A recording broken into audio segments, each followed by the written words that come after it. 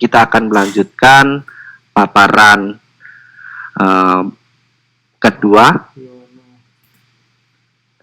Nah, di sini banyak ucapan terima kasih kepada Sekolah Tinggi Agama Buddha Mahaprasna. Kalau kita lihat, terutama di sini Pak Tony mengucapkan banyak terima kasih kepada Pak Paniran, Pak Joko, pada Suhu, Pak Parwadi. Tanpa beliau, seluruh pendidikan guru agama Buddha di Indonesia belum mendapatkan gelar sarjana. Berarti kita semuanya bangga dengan Sekolah Tinggi Agama Buddha Mahaprasna.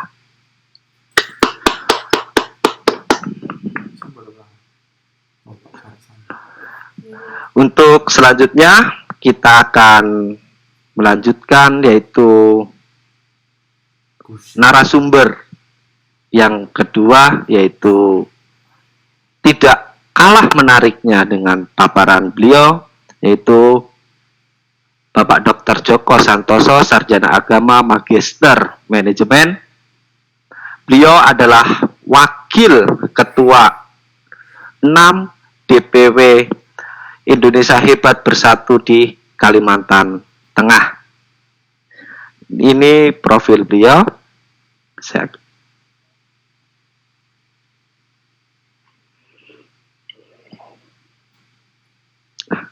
Ini beliau adalah seorang Dr. Joko Santoso, Sarjana Agama Magister Manajemen. Saya ulang kembali, Wakil Ketua 6 DPW Indonesia Hebat Bersatu Kalimantan Tengah. Tempat tugas beliau Kanwil Kementerian Agama Provinsi Kalimantan Tengah. Email beliau mrjoko@santoso@yahoo.com. Kontak person beliau 0812 8770 901. Beliau menyelesaikan pendidikannya itu di SD Sumbersari Lampung,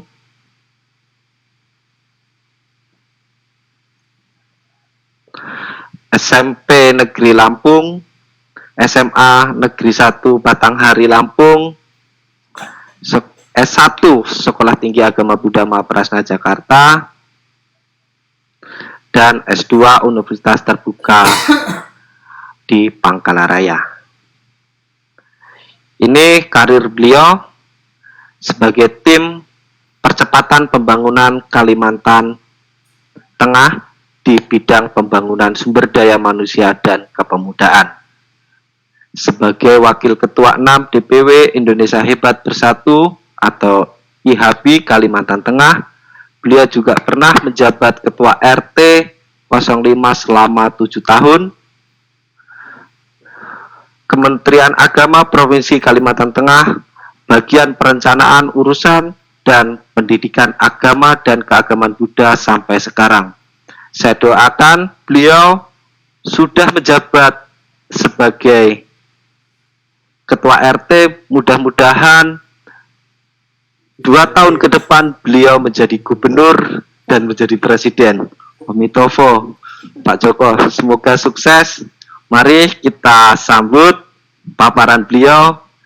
Beliau saya kasih waktu 20 menit kepada Bapak Joko, kami persilahkan. Baik, terima kasih Mas Moderator dan pada para senior. Selamat sore, Namo Buddhaya. Assalamualaikum warahmatullahi wabarakatuh. Salam sejahtera buat kita semua. Yang saya hormati seluruh pejabat Direktorat Jenderal Pembinaan Masyarakat Buddha seluruh Indonesia. Dari Papua juga hadir, dan yang saya hormati dan saya muliakan Ketua Sekolah Tinggi Agama Buddha Mahaprasna Suhu Santi. Salam hormat saya Suhu dan para anggota sangga yang lain.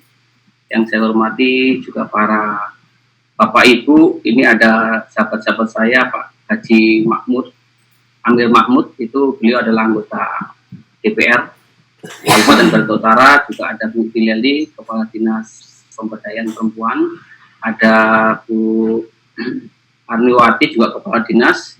juga ada Bu Sari Marlina, itu beliau adalah salah satu dosen terhebat di Universitas Muhammadiyah Palangkaraya. Juga ada Ibu Juriah, itu adalah salah satu petinggi di Kejaksaan Tinggi Negeri Palangkaraya. Dan kepada para senior saya, alumni Mahaprasna, serta adik senior, junior, serta teman-teman mahasiswa yang lain. Yang pertama, saya terima kasih sekali sudah diberikan kesempatan untuk bisa berbagi ilmu kepada kita semua, bahwa saya ini sebenarnya bukan siapa-siapa. Saya hanyalah seorang Joko, ya seperti dulu lah saat di Mahaprasna. Tetapi pada kesempatan ini saya berbahagia sekali diberikan kesempatan untuk berbagi kepada kita semua, untuk menularkan sebuah semangat yang ada di dalam diri saya kepada kita semua. Tentunya ini menjadi beban saya, bagaimana saya selaku alumni Mahaprasna bisa berdedikasi, yang mana dulu saya ini makan, tidur, minum, segala macam itu difasilitasi oleh Yayasan Budi Prasada dan Mahaprasna. Gitu. Baik, Bapak Ibu dan Saudara sekalian, pada kesempatan ini saya menyampaikan judul, yaitu bergelar sarjana agama Buddha dikonversi dalam usaha perkebunan kelapa sawit. Nah, ini saya sampaikan di dalam seminar nasional dengan tema lulus, alumni, dan kerja pada Sekolah Tinggi Agama Buddha STP Mahaprasna Jakarta, Jalan Cilincing Lama, nomor 3, Tanjung Priok. Bapak Ibu Saudara sekalian yang berbahagia, tadi sudah dibacakan profil saya terkilas oleh moderator, dan ini saya nggak begitu mengulang dengan detail, bahwa hal yang sekarang menjadi beban saya dan tugas saya yang berat adalah saya tahun ini diangkat menjadi tim asisten gubernur percepatan pembangunan Provinsi Kalimantan Tengah bidang peningkatan sumber daya dan kepemudaan. Jadi mungkin saya satu-satunya orang Buddha di Indonesia yang bisa masuk di dalam tim gubernur Kalimantan Tengah, atau mungkin di gubernur yang lain mungkin saya satu-satunya yang beragama Buddha. Ini cukup saya berbangga, tetapi saya juga harus menjaga marwah agama Buddha, marwah alumni, bahwa kepercayaan yang diberikan oleh Pak Gubernur dan tim-tim yang lain kepada saya untuk membantu beliau menyukseskan Kalimantan Tengah ini menjadi Kalimantan Tengah yang berkah. Baik, Bapak Ibu Saudara sekalian, pokok bahasan saya yang pertama adalah saya mempunyai dua bahasan. Yang pertama bergelar sarjana agama Buddha, dan yang kedua adalah perkebunan kelapa sawit. Saya tidak pernah berpikir, tidak pernah menyangka, tetapi segala sesuatu itu saya jalani dengan mengalir seperti air. Saya harus berpikir kreatif. Saya ini seorang pegawai negeri sipil pada Kementerian Agama. Tentunya gaji saya pertama kali kalau saya buka itu adalah 623.000. Itu saya ditempatkan di Kabupaten Barito Utara. Itu waktu itu saya ngontrak di tempat kos yang kontrakannya itu papan, itu sudah 200.000. Bayar air listrik itu sudah 200.000. Sudah 400.000. Belum saya makannya. Saya makan itu hanya ngutang di koperasi, kantor, itu hanya mie sarden. Untung saja kepala saya, rambut saya ini tidak keriting seperti ini. Jadi ini Bapak dan Ibu sekalian, pokok bahasan saya. Mari kita akan bahas yang pertama, bergelar sarjana agama Buddha. Bergelar sarjana agama Buddha. Sekarang menjadi pertanyaan, lulus agama Buddha. Dulu ketika saya lulus agama Buddha itu banyak sekali pertanyaan di dalam otak saya, dan bahkan orang-orang lain, mau jadi apa sih sarjana agama Buddha itu? Saya berpikir sarjana agama Buddha, mau jadi apa gitu? Mau jadi pengusaha? Kayaknya berat sekali. Paling kerja di perusahaan, bisanya jadi karyawan rendahan. Mau jadi PNS? Mungkin. Mau jadi TNI Polri? Mungkin. Tetapi waktu itu banyak sekali menimbulkan pertanyaan di dalam pikiran saya. Nah, lulusan agama Buddha, ternyata setelah saya berjalan sekian jauh, saya menjadi pegawai negeri sekitar mungkin 17-18 tahun. Saya kemudian berpikir begini, lulusan itu bisa menjadi PNS, TNI atau Polri. Mungkin juga bisa menjadi petani. petani banyak, rohaniawan banyak, lulusan sarjana agama Buddha menjadi rohaniawan banyak, menjadi karyawan swasta, karyawan bisa banyak, menjadi pengusaha atau pembisnis banyak, seperti Pak Basuki. Pak Basuki itu beliau pembisnis, dan teman-teman yang lain itu pembisnis banyak. Terus kemudian lulus sarjana agama Buddha itu bisa nggak jadi paranormal? Bisa, dan sekarang itu banyak sekali digandrungi paranormal itu ketika seseorang ingin menjadi pejabat, seseorang menjadi anggota dewan, bagaimana paranormal berguna. Bisa ini sarjana agama Buddha kalau mau jadi paranormal. Karena kenapa? Paranormal itu berhasil tidak dituntut ya, tidak bisa dipidanakan. Itu paranormal. Baik Bapak Ibu dan saudara-saudara sekalian. Sekarang kita berbicara di dalam tema tadi adalah sukses. Sukses itu apa? Dan langkah apa yang harus kita lakukan? Dulu ketika saya berada di Mahaprasna, itu setiap hari saya adalah orang yang paling rajin sembahyang. Dan apa yang diperintahkan oleh pengurus asrama saya lakukan. Tidak boleh merokok, saya tidak akan merokok di dalam asrama, tetapi di depan asrama boleh saya merokok. Kan aturannya tidak boleh merokok di asrama, tapi di luar asrama boleh. Hanya di depannya sekitar 1 meter. Itu saya lakukan sama teman-teman dulu. Kemudian Bapak Ibu teman-teman, kita lihat, kita harus berpikir. Untuk menjadi sukses itu kita harus berpikir. Jangan hanya diam saja. Kita punya otak, punya pemikiran, pakailah untuk berpikir. Ojo males gitu. Berpikirlah. Setelah berpikir, kita menemukan sebuah ide, menemukan sebuah gagasan. Apa sih yang harus saya lakukan? Apakah saya cukup menjadi pegawai negeri sipil, menjadi PNS, menjadi petani, hanya dengan standar seperti itu aja? Teman-teman, saya ini perantauan. Saya dari Provinsi Lampung, merantau ke Kalimantan Tengah. Ketika saya hanya berpikir mengandalkan gaji pegawai negeri saja, waduh, saya nggak bisa nengok orang tua setiap tahunnya. Berat. Gitu. Karena pesawat 2 kali. Belum ketika pulang ke Lampung itu saudara banyak. Orang berpikir bahwa kerja di Kalimantan itu pasti sukses, duitnya banyak. Tapi kenyataannya bahwa kita hanya pegawai negeri sipil. Yang kita semua tahu gaji pegawai negeri sipil berapa. Sekarang sudah SOP, udah bagus lah. Gajinya sudah ada remun, ada tukin, ada sertifikasi dan lain-lainnya. Kita harus punya ide dan gagasan untuk kreatif. Kemudian lakukan. Ide itu kita lakukan. Kita coba terus dan terus sampai menemukan namanya sebuah kesuksesan. Sukses itu tidak gampang. Ketika kita sudah sukses, tetapi tidak memiliki rasa bersyukur, itu dikatakan belum sukses. Nah, ini lagi Bapak Ibu dan Ibu serta teman-teman sekalian. Kalau mau sukses, jadi pegawai negeri ya sukses, jadi pengusaha ya sukses lah sebagai pengusaha. Jadi rohaniawan ya harus sukses jadi rohaniawan. Jangan jadi rohaniawan hanya sukses begitu saja, tapi tidak suksesnya itu luas. Ini yang harus kita perhatikan, Bapak Ibu dan teman-teman sekalian.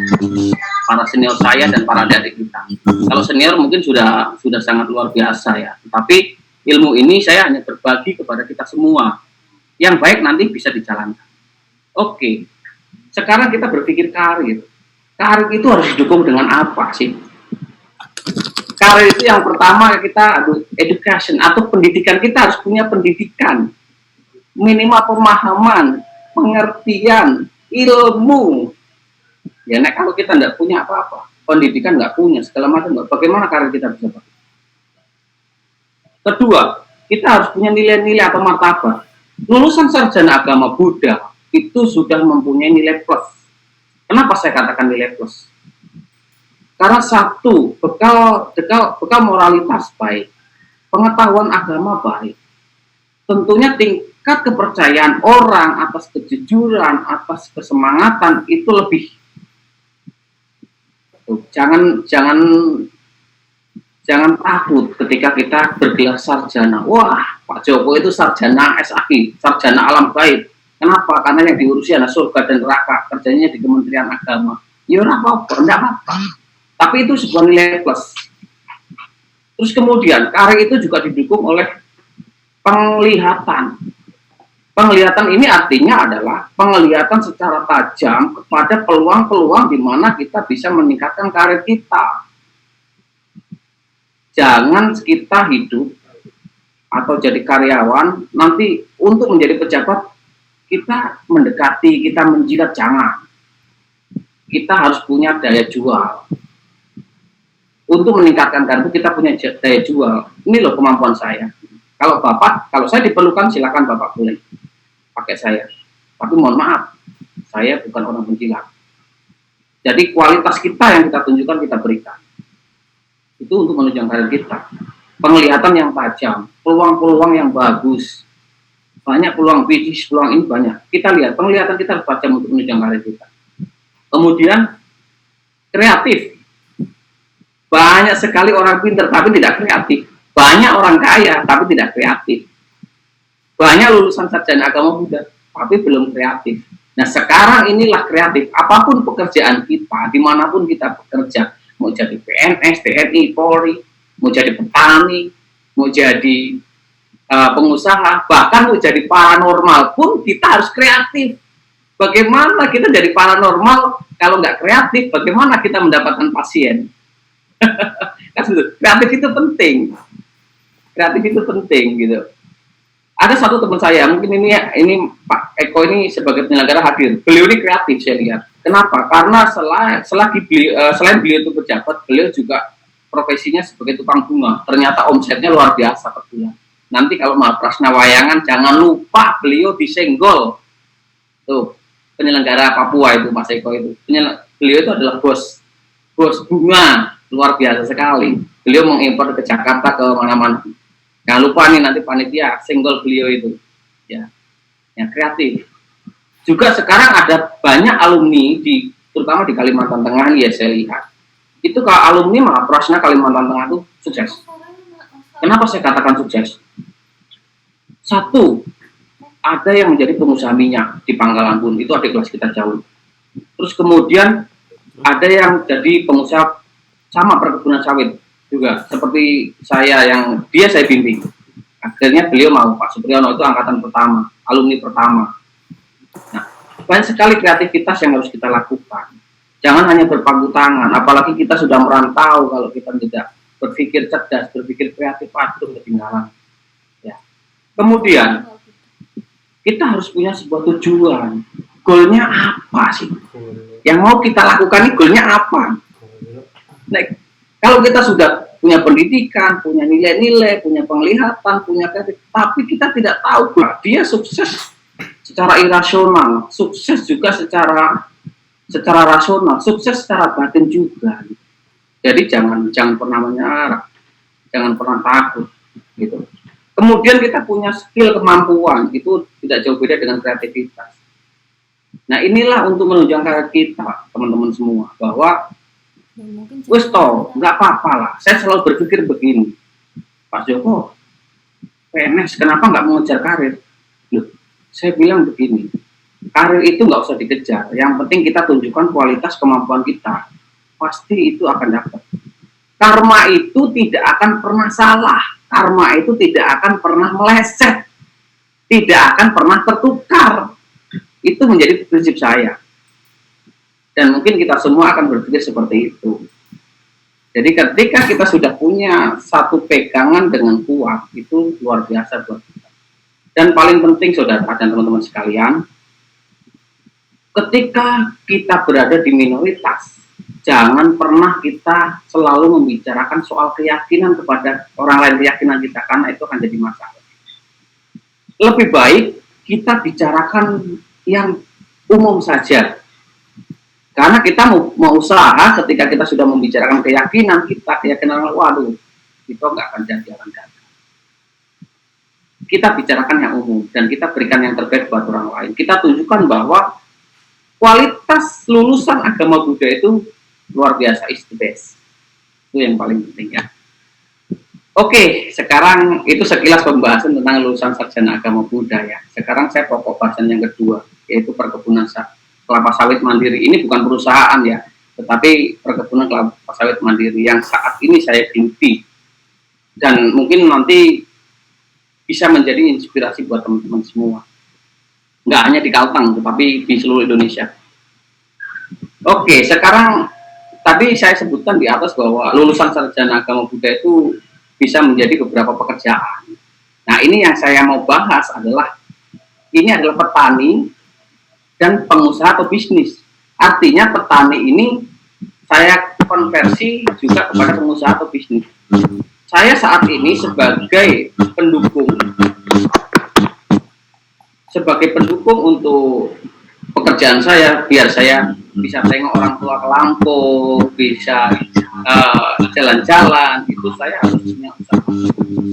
Jadi PNS tidak hanya berpangku tangan mengandalkan gaji saja. Karena kenapa?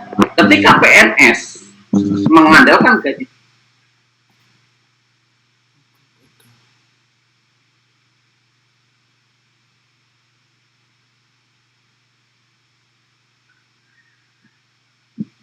jadi seperti saya PNS, kalau hanya mengandalkan gaji, berat buat saya.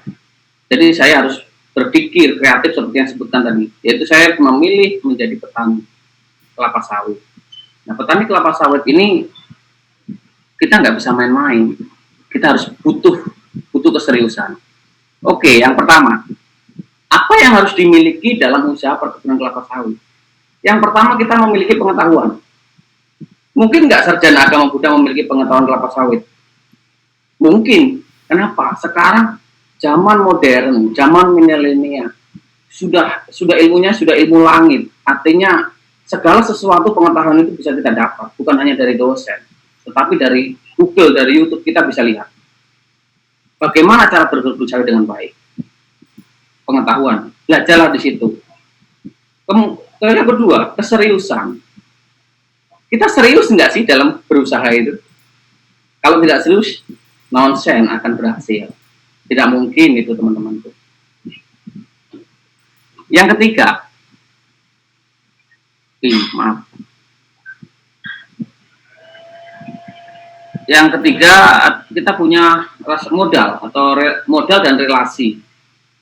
Perlu nggak modal? Perlu dong.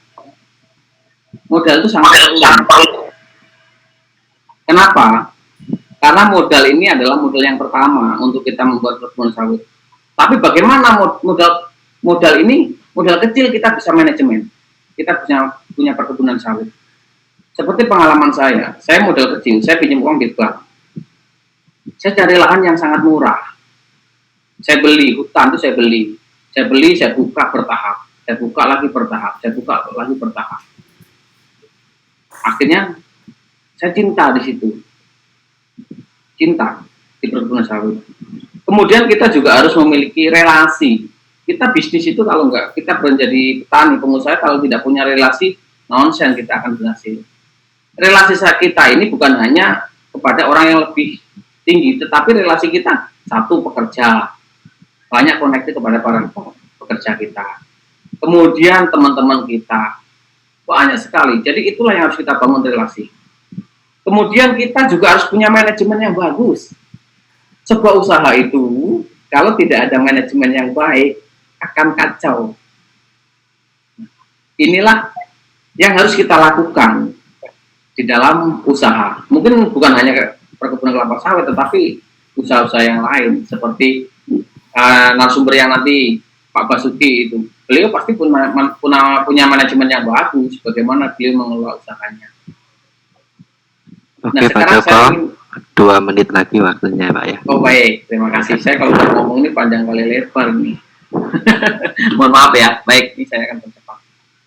Tahapan usaha perkebunan sawit sampai dengan penghasilan. Yang pertama kita pembelian lahan, pembukaan lahan, penanaman, perawatan. Itu perawatan itu umur 0 sampai 2 tahun. Umur 2 tahun sampai 4 tahun itu sudah produksi tapi masih buah pasir. Kemudian umur 4 sampai 23 tahun adalah sudah produksi secara normal, karena kelapa sawit itu umurnya sampai 23 tahun produksinya. Nah, ini adalah soal perawatan lah. Perawatan itu gampang lah. Ini adalah penyemprotan, pruning, pemupukan, dan perawatan pasar pikul. Inilah tahap-tahapannya. Kemudian sistem penjualan hasil. Kita bisa dua. Kita bisa store langsung ke perusahaan, kita juga bisa store ke pengepul. Jadi ada dua. Kalau kita nggak mau repot, ya store ke pengepul, kita bisa berbagi rezeki dengan para pengepul, para pekerja yang lain, atau kita bisa ke perusahaan langsung. Ini sistem penjualannya. Nah, income dari usaha perkebunan sawit ini saya kasih lihat Bapak Ibu dan teman-teman. Kelapa sawit itu produksi dan menghasilkan TBS buatan dan segar itu setiap 15 hari sekali, dengan rata-rata per hektar dapat menghasilkan 500 sampai 1000 kilo sekali panen. Itu umur di atas 6 tahun. Dalam 1 bulan kelapa sawit itu panennya 2 kali. Jadi ilustrasi penghitungannya. Kalau kita panennya 1 hektar itu 500 kilo saja ya, kali 1.600 harga standarnya, itu berarti 800.000. Kali 2 bulan 1.600.000. Itu 1 hektar. 1.600.000 1 hektarnya. Kalau kita punya 10 hektar, sudah 16 juta. Kita ambil yang terendah ya, penghasilan yang terendah. Sudah 19 juta. Kalau kita punya 20 hektar, punya 30 hektar, 50 hektar, bahkan 100 hektar, tinggal dikalikan saja income kita. Jadi pegawai negeri gajinya 1 bulan sekali, kalau pengusaha sawit sebulan 2 kali gajiannya, karena panennya 2 kali. Silakan nanti berminat, boleh ke Kalimantan Tengah, ayo kita sama-sama alumni buat ikatan, bikin perkebunan kelapa sawit, gitu. Itu ya. Nah, biaya produksi cost atau biaya yang pengeluaran itu 40-50% untuk perawatan, karyawan, biaya operasional dan biaya sosial lainnya. 40-50%. Artinya kita masih punya 45% penghasilan bersih. Gitu. Nah, ini sekarang saya nanam di daerah Palangkaraya, Kecamatan Rakumpit. Ini di kota Palangkaraya, salah satu kota yang potensinya luar biasa. Sekarang perkebunan yang saya kelola itu yang umur 0 sampai ini 19 hektar. Yang umur 3 tahun itu 17 hektar. Yang umur 7 tahun itu ada 20 hektar. Jumlahnya yang sudah saya kelola adalah 56 hektar yang sudah semuanya tertanam. Itu 56 hektar. Makanya perkebunan sawit ini bisa menguliakan saya sampai S3. Saya koreksi tadi, saya belum doktor murni ya, saya baru kandidat doktor karena saya belum selesai. Mudah-mudahan tahun ini bisa ikut wisuda. Nah, ini yang saya kelola. Kemarin juga saya sedikit berdana kepada Suhu Matrametri, itu kebun saya danakan 5 hektar. Dan untuk yayasan pun saya danakan 5 hektar. Dan untuk dedikasi saya dan teman-teman untuk Mahaprasna, itu kita sudah bangun 2 wihara yang kita dedikasikan untuk Sangha di Cilincing. Itu ada 2 wihara. Yang 2 wihara ini saya pikir sudah cukup keren lah. Gitu. Itu dedikasi saya dan teman-teman alumni Mahaprasna yang ada di kampung. Nah, teman-teman, sebelum saya punya pengusaha perkebunan sawit, saya juga pernah jualan gorengan di kantor. Pakai seragam dinas, saya jualan gorengan di kantor. Pernah saya lakukan. Jualan pulsa, pernah. Menjadi multi level marketing, pernah saya lakukan. Jualan spray di mobil saya itu penuh spray, saya jualannya di kantor sama teman, pernah saya lakukan. Saya juga pernah punya tambang batu belah di Barito Utara dengan izin yang resmi, pernah. Dan sekarang yang saya benar-benar tekuni adalah perkebunan kelapa sawit. Ini yang saya pikir sesuai dengan hobi saya dan bisa memberikan harapan yang besar buat saya. Teman-teman, saya juga pernah melakukan testimoni bahwa saya ini boleh tanya sama senior saya dan para suhu, saya adalah mahasiswa termiskin di Mahaprasna waktu itu. Betul-betul termiskin. Kenapa? Teman-teman saya itu selalu dapat kiriman wesel itu 500.000 itu minimal. Saya sama orang tua saya hanya dikirimi 100.000 per bulan, itu pun dipotong wesel 6.000. Saya harus ngambil di Tanjung Priok, itu masih naik angkot Metro Mini itu 3.000.